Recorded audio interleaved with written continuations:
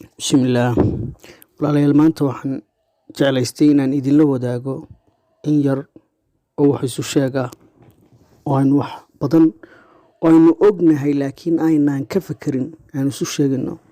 Walaalayaal waxaynu isu sheegnaa waxa weeye waxaad idinkuba garanaysaan maaha waxaa jaahilka diin. Waxaan doonayo inaan idinla wadaago oo aan idin sheegaa waxay tahay Ilaahay subxaanahu wa tacaala wuxuu adduunka keenay hal balaayo aad u weyn iyo hal nimco oo aad u weyn. Ilaahay subxaanahu wa tacaala lixikmatihi aakhirana wuxuu ku reebay hal balaayo iyo hal masiibo aad u weyn iyo hal nimco iyo hal barwaaqo aad u weyn. Ilaahay subxaanahu wa tacaala wuxuu sameeyey laba balaayo oo waaweyn iyo laba nimcooyin oo aad u waaweyn. Ilaahay subxaanahu wa tacaala xikmadiisa wuxuu ku reebay aakhiro hal balaayo iyo hal nimco. Adduunkana wuxuu keenay hal balaayo iyo hal nimco. Walaalday Soomaalidan la hadlaya gaar ahaan ummadda afkayga fahmayso ee aan ka dhashay baan la hadlaya.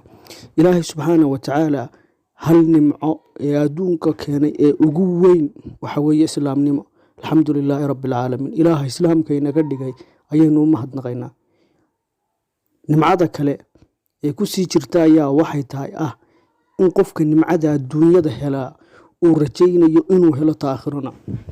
bal walaalayaal Ilaahay subxaanahu wa tacaala wuxuuna siiyey qof kasta oo nimcada islaamnimada hela oo ku dhinta wuxuu 90% rajaynayaa in Ilaahay jannada geliyo oo jannada oo nimcada ugu weyn ee aakhirada taala. Walaalayaal qofka adduunyada ku hela balaayada weyn ee ku dhinta waxaynu hubnaa 100% inuu galayo naar. Qof kasta oo gaalnimo ku dhinta janna ma leh, taa waynu ognahay.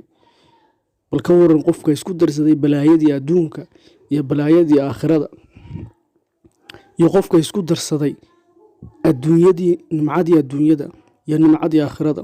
Labadaba Ilaahay baa wada abuurtay, labadaba Ilaahay baa wada sameeyey, labadaba Ilaahay baa leh. ka diida iyo ka adeecay iyo ka rumeeyey iyo kaan rumayn labadaba Ilaahay baa samaystay.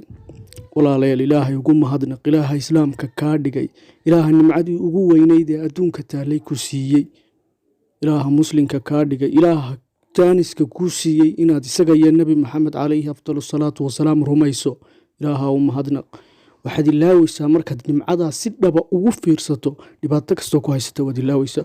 waayo waxaad ogsoon tahay dhib kasta oo adduunka kaaga timaada in aad ka badbaaday dhibtii ugu weyneyd iyo musiibadii ugu weyneyd oo gaalnimo. mar haddaad taa ka badbaaday inaad faraxtaa waa waajib.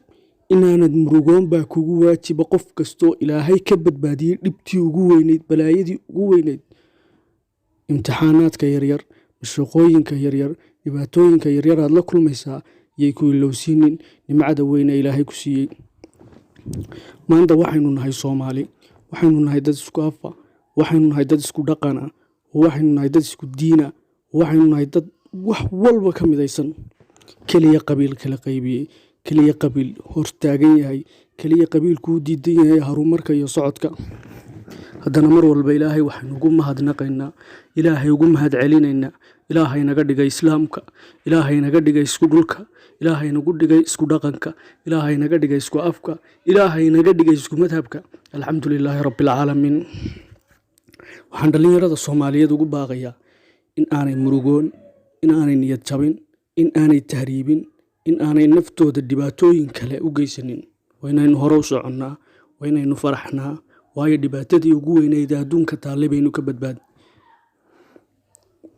Ilaahay subxaanahu wa tacaala wuxuu inaga badbaadiyey dhibaatadii ugu weyneyd ee adduunka taallay. dhibaatadii ugu weyneyd ee adduunka taallay mar haddaad ka badbaado, ogow inaad tahay boqorkii adduunyadan, ogow inaad tahay dadka ugu nasiibka badan adduunyada, ogow in aad tahay qofka adduunyadu la'aantii aanay jirteen. waa inaynu taa ogsoonaanaa. adduunyada maalinta laga waayo qof laa ilaaha illa allah muxamadun rasuulullah aleh ma sii jirayso. adduunkan innagaa iskale. dad badan waxay ka dhaadhacsan way aaminsan yihiin in aan adduunka qof muslin waxba ku lahayn. adduunyadu waa jannadii gaalada. inagu maaha. nabi maxamed sallallahu alayhi wasallam wuxuu yidhi ittaqillaaha xaysu maa kunta. meel kastaad ku sugan tahay Ilaahay ka cabso. walaa tansa nasiibaka fi dunya. nasiibkaaga iyo waxaad qabsan kartid adduunyada ha ilaawin. dhakhtarka ugu wanaagsan waa inuu inaga noqdaa muslim baynu nahay. hubka ugu وين wax kasta oo aynu adduunka yaalla aan qabsan karnaa waynaynu adduunka ugu sarreynaa waynaynu adduunka maamulannaa waynaynu adduunka inagu gacanta ku haynaa ilaahay subxaana watacaala wuxuu yidhi ha murugoonnina hana niyad jabina hana duloobina waxaad tihiin mar walba kuwa sarreynaya haddaad mu'miniin tihiin waynaynu iimaankeenna u fiirsanaa mar kastoo daciifnimo aynugu timaado iimaankeenna innagaa u sababa waayo ilaahay wuxuu ku talagalay adduunkan inay ummadda muslimiin tahay xorriyad ugu noolaadaan in gaaladu ku dulaysanto adduunkan in gaaladu ku dulaysanto ilaahay adduunku agtiisa wax qiimaha uu ka leeyahay ma jirto kobiyaa kamay cabteen gaaladu haddaan adduunku ilaahay agtiisa qiimo ka leeyahay ilaahay agtiisa dunyadu qiimo kama leh haddana saa ay tahay haddana waa in ummadda muslimiinta ah ee adduunka haysataa waa inay ummadda muslimiinta ahi guulaysata maaha inaynu gaalada guryahooda daawadno maaha keliya inaynu dalxiisno maaha inaynu tahriibno hadafka aynu u noolnahay maaha in uu noqdo keliya waxaan cuno maaha inaynu caloosha ka fekerno caqliga walaalayaal aynu ka fekerno haddaynu caqliga ka fekeri weyno maxaynu dhahnaa xoolaha caloosha ka